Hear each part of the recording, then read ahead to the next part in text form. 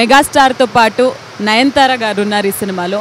And చాలా important పాత్రని పోషిస్తున్నారు ఆవిడ, ప్రియా అని.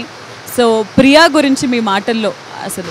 సత్యప్రియ అమ్మాయి పేరు. అండ్ ఆ క్యారెక్టర్కి ఒక performance oriented character, at the same time అంత హెవీ క్యారెక్టర్ క్యారీ చేసేటువంటి కరిస్మా ఉండాలి, తర్వాత సీనియారిటీ ఉండాలి, సినిమాకు గ్లామర్ తీసుకురావాలి.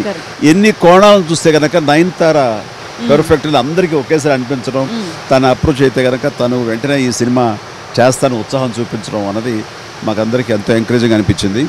అండ్ మేము అనుకున్నట్టుగానే ఆ క్యారెక్టర్లో ఆ పిల్ల అలా ఒదిగిపోవడం కానీ, నయనతార దాన్ని ఎంతో గుంభనంగా ఆ క్యారెక్టర్ని పెర్ఫామ్ చేయటం అన్నది సినిమాకి ఒక ఎంతో సపోర్ట్, ఎంతో ఓనే తీసుకొచ్చిందని చెప్పచ్చు.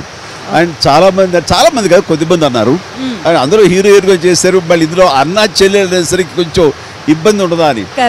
అంటే సబ్జెక్ట్ ఈజ్ సో పవర్ఫుల్.